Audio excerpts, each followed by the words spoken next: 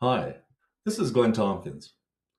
In this video, we're going to be discussing mortgages. Now, in our last video, we talked about the types of mortgages and some of the choices that you have.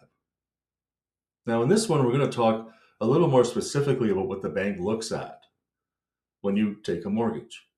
Of course, they're going to look first at your credit score. And we talked about that in our last video, how important it is to have a good score.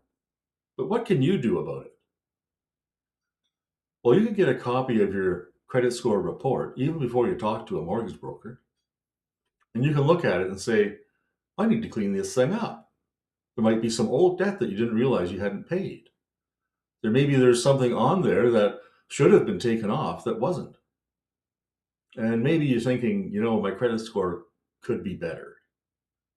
So take some time. Get those things cleaned up. Anything that needs to be paid, pay it off.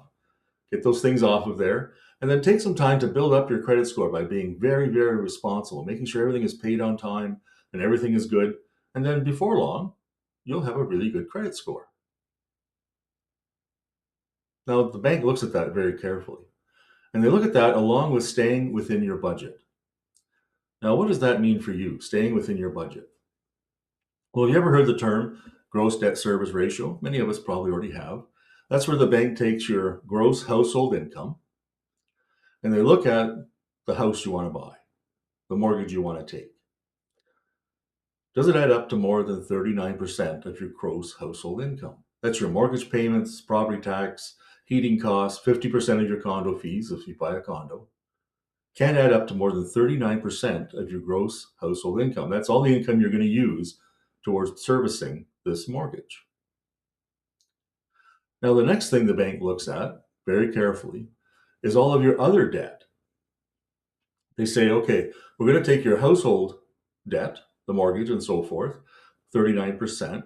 And now we're going to look at, what are your credit card balances like? Do you have car loans? Do you have student loans?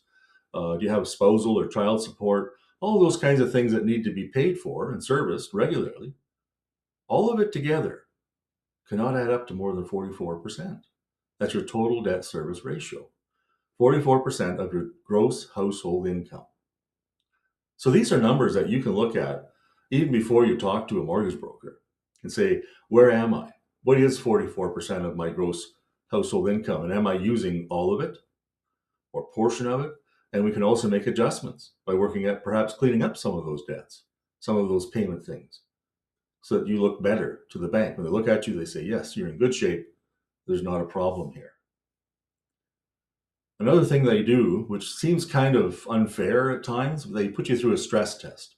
Like a doctor will push you on a treadmill further than you would normally go to see how you react. Well, the bank does more or less the same thing. They might say, oh, Mr. Tompkins, you qualify for a 5% mortgage. Great, but we're going to test you at 7% because we want to know that if the rates go up, which they do, if the rates go up, that you are going to be able to still afford to keep this house and to service the mortgage debt.